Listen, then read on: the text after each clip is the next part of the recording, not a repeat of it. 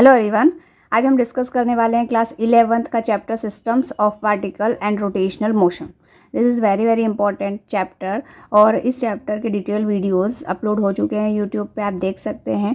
And इस chapter के important फार्मूले जो आज हम डिस्कस करेंगे, तो ये जो फार्मूला शीट है एंड नोट्स मैं आपको डिस्क्रिप्शन बॉक्स के लिंक में सेंड कर दूँगी। Okay, so you have to easily download all this files. चलिए स्टार्ट करते हैं with the center of mass. Center of mass is very important concept from your chapter rotational motion. Center of mass means it is the point at which entire mass of the system may be supposed to be concentrated. ठीक है, मतलब एक अगर आपको एक object दिया हुआ है और उस ऑब्जेक्ट का टोटल मास उस ऑब्जेक्ट के किसी एक पर्टिकुलर पॉइंट पर है, that point is called centre of mass. Okay, centre of mass का जो पोजीशन होगा, position vector of centre of mass, जो सेंटर ऑफ मास के कोऑर्डिनेट्स होंगे, that is given by RCM. RCM is the position coordinate of centre of mass is equal to M1 R1 plus M2 R2 divide by M1 plus M2. Okay, this is for two particle. अगर दो particle हैं तो आप फॉर्मूले को इस तरह से डिराइव करेंगे। Okay, where M1 and M2 are the mass of the particle. Okay, किसी भी सिस्टम या बॉडी को ले रहे हैं तो उस सिस्टम में जितने भी पार्टिकल्स हैं उन सभी का मास आपको कंसिडर करना है। And R1 and R2 is the distance from the origin से डिस्टेंसेस हैं। Okay, for n number of particle के लिए यही फॉर्मूला क्या हो जाएगा, RCM is equal to M1 R1 plus M2 R2 up to MN RN square RN. Okay, and divided by M1 plus M2 plus M3 up to MN. Okay, और इसी को आप समेशन के फॉर्म में कैसे लिख सकते हैं, RCM is equal to summation of I is equal to 1 to N.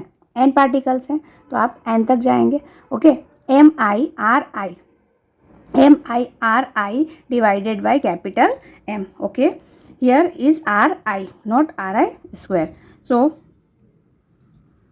So RCM is equal to summation of MI RI divided by total mass of the body. Okay, next concept is motion of center of mass. Okay, जो center of mass का point है, coordinate है, अगर कोई body rotate कर रही है या मोशन कर रही है, सिंपली ट्रांसलेशनल मोशन कर रही है, तो उसका सेंटर ऑफ मास भी क्या करता है, मोशन करता है। तो सेंटर ऑफ मास के मोशन के कोऑर्डिनेट किस तरह से हम डिराइव कर सकते हैं, तो फर्स्ट ऑफ ऑल जो आपको कोऑर्डिनेट पोजीशन कोऑर्डिनेट दिया है उसी को आप लेके चलेंगे और पोजीशन कोऑर्डिनेट को with respect to time differentiate करना है। ओके, फर्स्ट टाइम करेंगे तो आपको वेलोसिटी मिलेगा, velocity of centre of mass is equals to 1/m total mass of the body into M1 V1 M2 V2। ये सभी पार्टिकल जो सिस्टम आपने लिया है उस सिस्टम के सभी पार्टिकल की मास एंड वेलोसिटी का मल्टीप्लिकेशन, और मास और वेलोसिटी का मल्टीप्लिकेशन क्या होता है, मोमेंटम। यस, mv जो है वो मोमेंटम होता है, p is equal to mv। तो M1 V1 के लिए हम P1 लिख सकते हैं, M2 V2 के लिए हम P2 लिख सकते हैं, एंड MN VN के लिए हम PN लिख सकते हैं। इसका मतलब ये जो आपका इक्वेशन आया ये क्या दे रहा है, this equation shows the centre of mass, velocity of centre of mass. Okay, velocity of centre of मास आपको कैसे मिलेगा, आप पहले तो टोटल बॉडी का मास कंसीडर करेंगे एंड फिर डिफरेंट पार्टिकल के मोमेंटम फाइंड करेंगे, सभी मोमेंटम को फाइंड करेंगे और सभी को ऐड करेंगे। ओके, चलिए इस फॉर्मूले को हम दूसरे तरीके से भी लिख सकते हैं, कैसे, जो centre of mass, velocity of centre of mass is equal to 1/m and p is the total momentum. Okay, so total momentum is equals to m into VCM। मतलब अगर टोटल मोमेंटम फाइंड करना है आपको body का, क्या करना है, total momentum find करना है बॉडी का, तो आप क्या करोगे, अलग अलग पार्टिकल का मोमेंटम फाइंड नहीं करते हुए आप सिर्फ उस बॉडी का वेलोसिटी फाइंड कर लेंगे, सेंटर ऑफ मास की वेलोसिटी फाइंड कर लेंगे और टोटल बॉडी का mass. Okay, mass into velocity is the total momentum of the particle. Okay, and this equation, ये जो इक्वेशन है VCM वाली, इसको अगेन डिफ्रेंशिएट करेंगे, then we have to find the acceleration term. Okay, dv by dt, t के respect में हमने v वाली जो इक्वेशन है उसको डिफ्रेंशिएट करेंगे तो dv1 by dt up to dvn by dt हो गया।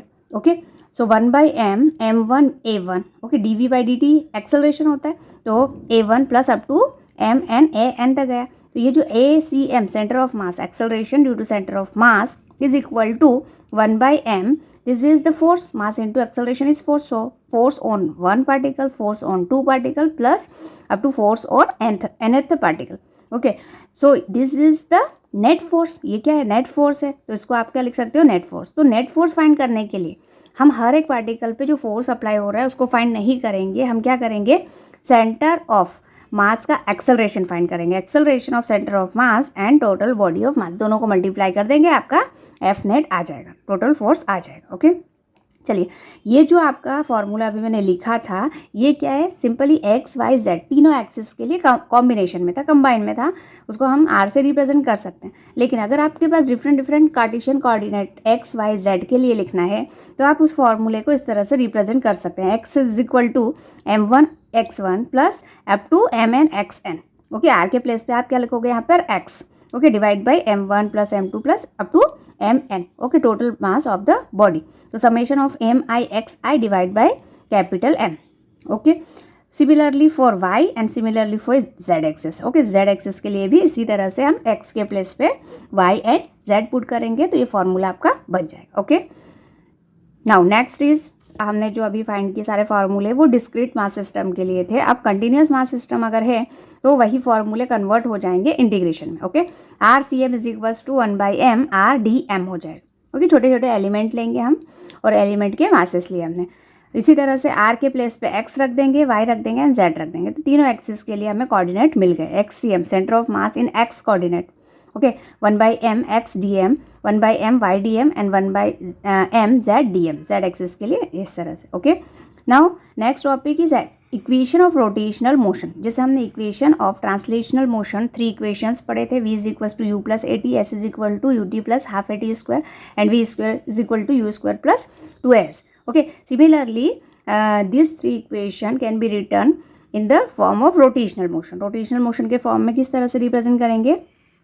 w या omega is equal to omega naught plus alpha T, theta is equal to omega naught T plus half alpha T square and omega square minus omega naught square is equal to 2 alpha theta 2a s।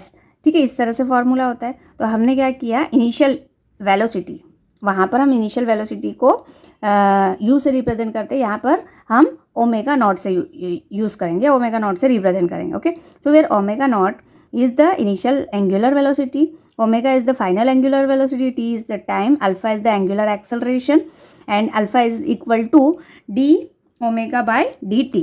Okay, alpha is equals to d omega by dt and omega means angular velocity is equals to angular acceleration divided by time. Okay, and theta is the angular displacement. So these are the terms. Now angular velocity acceleration, angular velocity and angular acceleration दोनों का relation क्या होता है? Linear velocity and linear acceleration से। Okay, so v is equals to होता है r omega and a is equals to होता है r alpha, where v is the velocity in translational motion and r is the perpendicular distance from the axis. जो भी point आप ले रहे हो उस पॉइंट का एक्सिस से perpendicular distance and omega is the velocity, angular velocity, here alpha is the angular acceleration. Okay, now next topic is torque. Torque का मतलब होता है मोमेंट ऑफ फोर्स, मतलब किसी भी ऑब्जेक्ट को अगर आपको सिंपली मूवमेंट करवाना है, सिंपली स्ट्रेट लाइन में मूव करवाना है तो क्या करोगे? आप फोर्स अप्लाई करोगे। लेकिन किसी ऑब्जेक्ट को अगर आपको घुमाना है,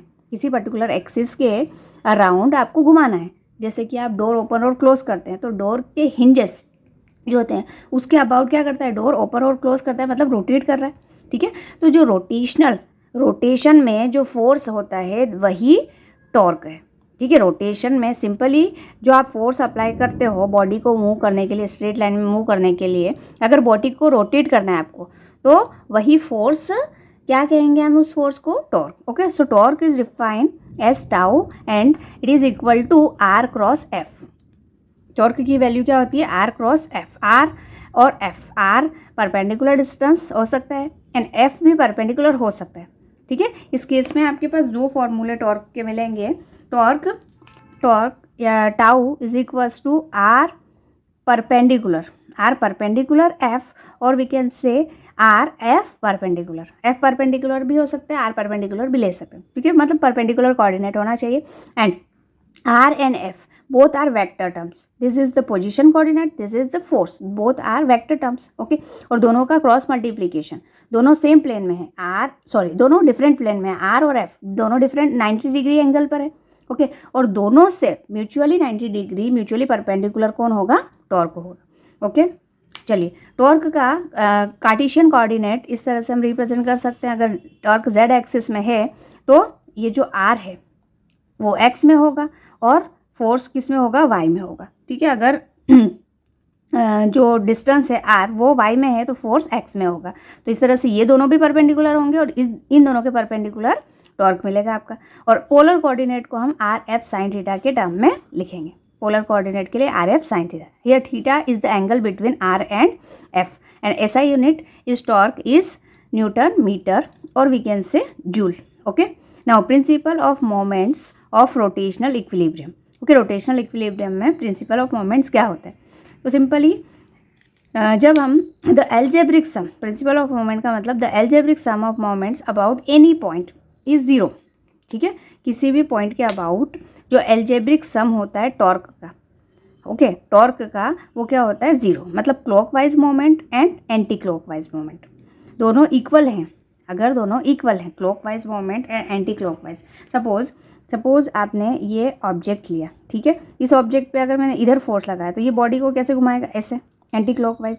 और अगर यहाँ पे फोर्स लगाया, ये F1 और ये F2, यहाँ पे फोर्स लगाया तो बॉडी को इधर घुमाएगा। ठीक है, यानी कि इसमें क्लॉकवाइज मोमेंट और एंटी क्लॉकवाइज मोमेंट क्या हो गए, इक्वल हो गए। अगर हम फोर्स और डिस्टेंस को यहाँ पे सेंटर ले लेते, ठीक है, ये वाला डिस्टेंस सेम लेते हैं और फोर्स की वैल्यू भी मैग्नीट्यूड में सेम लेते हैं, तो क्या होगा, clockwise moment and anti clockwise moment same होगा। ठीक है, अगर ये वाला डिस्टेंस r1 यहाँ पे d1 लिया है तो d1 ले लेते हैं, d1 एंड d2 लिया तो F1 इंटू d1 जो टॉर्क है वो क्या होगा, इस पॉइंट के अबाउट, ए पॉइंट के अबाउट क्या होगा, F1 d1 एंड इस पॉइंट के अबाउट क्या होगा, F2 d2। तो अगर आप F1 के लिए बात करें तो this is called load and d1 is load arm and second F2 is effort. यहाँ पे आप लोड को ले रहे हो और यहाँ पे आप कुछ एफर्ट कर रहे हो उस लोड को बैलेंस करने के लिए। So effort into effort arm. Okay, this is the lever principle. और जब हम F1 divide by F2 and D2 divide by D1 करेंगे, ये दोनों इक्वल टर्म्स हो जाएगी। ठीक है, इसको आप सिंप्लीफाई करेंगे तो F1 divide by F2 and D2 divide by D1 हो जाएगा। और ये क्या होता है, mechanical advantage. Mechanical advantage is equal to force first, मतलब load upon effort is equal to effort arm divide by load arm. Okay, now it is clear. Now next topic is couple. Couple का मतलब दो force लग रहे हैं, वो equal हैं but direction में अपोजिट है। ओके, आप जैसे आप किसी भी कॉर्क को ओपन करते हो ना, कि कोई बॉटल है उसका आपको ढक्कन ओपन करना है, ठीक है, तो आप क्या करते हैं, फिंगर्स को कर्ल करते हो इस तरह से। ठीक है, आपका थंब उधर जा रहा है, फिंगर्स इधर जा रहा है, तो दोनों इक्वल अमाउंट में फोर्स एक्सर्ट कर रहे हैं। दोनों जो है वो फोर्स एक्सर्ट कर रहे हैं बट डिफरेंट डायरेक्शन में। तो डिफरेंट डायरेक्शन में इक्वल फोर्स जहाँ पर भी हो that is called couple. Okay, acting on a body, two different line of action, और लाइन ऑफ एक्शन दोनों की डिफरेंट है। ओके, सपोज मैं डायग्राम बना के बता देती हूँ। यहाँ पर एक ये पॉइंट है, एक बी, ठीक है, यहाँ पे फोर्स लग रहा है मान लो F1 और इसका मैग्नीट्यूड बराबर है F के, और इधर फोर्स लग रहा है F2, इसका मैग्नीट्यूड है F के बराबर। ठीक है, नाउ ये जो फोर्स है यहाँ पर और यहाँ पर, ये दोनों पॉइंट पे फोर्स की मैग्नीट्यूड बराबर है, लेकिन डायरेक्शन देखो अपोजिट है। और ये सेम लाइन ऑफ एक्शन पे नहीं है। ये जो फोर्स है ये बी पॉइंट से जा रहा है, इसकी जो लाइन ऑफ एक्शन है वो बी पॉइंट से और उसका ए पॉइंट से, तो दोनों का डिफरेंट लाइन ऑफ एक्शन है। ठीक है, तो कपल जो है वो डिफरेंट लाइन ऑफ एक्शन पे एक्ट करते हैं। Now total external torque is not zero but force is zero. देखो यहाँ पर total external torque is not zero. यहाँ पे देखो टॉर्क अगर की बात करें तो ये क्लॉकवाइज और ये एंटी क्लॉकवाइज फोर्स के थ्रू होगा टॉर्क, और इसके थ्रू भी एंटी क्लॉकवाइज टॉर्क मिलेगा। तो दोनों टॉर्क कैसे मिले, एंटी क्लॉकवाइज। अगर सेम डायरेक्शन में टॉर्क मिलते हैं तो कैंसिल आउट नहीं हो सकते, तो टॉर्क तो मिलेगा। टॉर्क मिलेगा मतलब बॉडी रोटेट तो करेगी, लेकिन बॉडी किस में होगी, बॉडी ट्रांसलेशनल मोशन नहीं करेगी। रोटेशनल है लेकिन ट्रांसलेशनल मोशन नहीं करेगी। तो ट्रांसलेशनल मोशन नहीं करेगी इसका मतलब ट्रांसलेशनल इक्विलिब्रियम में बॉडी, रोटेशनल इक्विलिब्रियम में नहीं है, ट्रांसलेशनल इक्विलिब्रियम में है। Okay, total external torque is not zero but force is zero. Force zero होगा क्योंकि equal and opposite, different direction में है, अपोजिट डायरेक्शन में तो फोर्स ज़ीरो हो जाएगा। And couple can produce translational motion, यहाँ पे ट्रांसलेशनल मोशन नहीं होगा, रोटेशनल मोशन होगा। Okay, now next topic is moment of couple. Moment of couple, इसका मतलब वही टॉर्क होता है, टॉर्क को हम force into arm of couple F into D भी लिख सकते हैं। ओके, वन मोर फॉर्मूला है same. And now work done by the torque and power of torque, ये छोटे छोटे फॉर्मूलेज हैं जो डिस्कस करेंगे। Del W is equal to torque into del theta. जैसे सिंपली आप वर्क को क्या लिख सकते हो, वर्क इज इक्वल टू होता है force into displacement. Okay, simple language में अगर आप लीनियर मोशन में बात करें तो फोर्स इंटू डिस्प्लेसमेंट। वहीं रोटेशन के केस में जो वर्क होगा वो फोर्स के प्लेस पे टॉर्क हो जाएगा और डिस्प्लेसमेंट के प्लेस पे एंगुलर डिस्प्लेसमेंट। और इस टर्म को अगर आप डिफ्रेंशिएट करेंगे तो डेल डब्ल्यू मतलब work upon time, work upon time क्या होता है, पावर, तो वर्क अपॉन टाइम के प्लेस पे पावर, और इसका डिफ्रेंशिएट करेंगे तो del theta by del T is omega. Okay, displacement, angular displacement with respect to time is angular velocity, so omega. So P is equal to torque into omega. P मतलब power, ठीक है। Power का एक और formula आपने पढ़ा होगा, force into velocity, force into velocity. देखो फोर्स के प्लेस पे हम टॉर्क लिख सकते हैं और वेलोसिटी, सिंपल वेलोसिटी के प्लेस पे angular velocity. Okay, so this is the relation of power and torque. Now next topic is angular momentum. Angular momentum is represent by letter L, capital L. और angular momentum, simple momentum क्या होता है, simple momentum P is equal to M into we होता है। तो angular momentum क्या होगा, P के प्लेस पे पी ही होगा और वी के प्लेस पे ओमेगा हो जाएगा। और सिंपली एंगुलर मोमेंटम के लिए हम इस तरह से टर्म रिप्रेजेंट करते हैं, angular momentum L is equal to R cross P, ठीक है। जैसे टॉर्क आर क्रॉस एफ में मिलता था, वैसे ही यहाँ पर आर का मल्टीप्लाई करेंगे आप लीनियर मोमेंटम में तो आपको एंगुलर मोमेंटम मिलेगा। ओके, इसके भी कार्टेशियन कोऑर्डिनेट क्रॉस प्रोडक्ट है, तो वही मैंने जो टॉर्क के बारे में समझाया था। और देखो एल इज इक्वल्स टू, इसको क्या लिख सकते हैं आप, आर पी साइन थीटा, और पी के प्लेस पे एम वी पुट कर सकते हैं, एम वी आर। अगर रोटेशन ये इस तरह से हो, सर्कुलर हो, तो आर और वी 90 डिग्री मतलब साइन 90 की वैल्यू 1, तो आपका जो मैग्नीट्यूड आएगा एंगुलर मोमेंटम का मैग्नीट्यूड होगा m v r. Angular momentum का यूनिट होता है केजी मीटर स्क्वायर पर second. Okay, clear. Now next is relation between torque and angular momentum. Relation between torque and angular momentum, तो torque जो net torque होगा वो d L by D t, जैसे force is equal to d p by D t होता है, वैसे torque की value torque is equal to D L by D T. Okay, and equilibrium of rigid body. Equilibrium, दो type के equilibrium होते हैं, एक तो ट्रांसलेशनल इक्विलिब्रियम होता है और एक रोटेशनल इक्विलिब्रियम होता है। ट्रांसलेशनल इक्विलिब्रियम में बॉडी पे नेट फोर्स 0 होगा एंड रोटेशनल इक्विलिब्रियम में बॉडी पे नेट टॉर्क 0 होगा। नेट टॉर्क 0 इसका मतलब एंटी क्लॉकवाइज, सो क्लॉकवाइज टॉर्क इक्वल होंगे। Now moment of inertia, okay, this is very important term, moment of inertia. Moment of inertia का simple सा meaning है, आपको क्या करना है, मास ऑफ द बॉडी लेना है और या मास ऑफ द पार्टिकल लेना है और उस पार्टिकल का एक्सिस से परपेंडिकुलर डिस्टेंस का स्क्वायर करना है, ठीक है। आई, मोमेंट ऑफ इनर्शिया को आई से रिप्रेजेंट करते हैं। Moment of inertia is the analog of mass. जैसे लीनियर मोशन में मास होता है बॉडी का, वैसे ही जब रोटेशन मोशन की बात करें तो मास के प्लेस पे मोमेंट ऑफ इनर्शिया आएगा।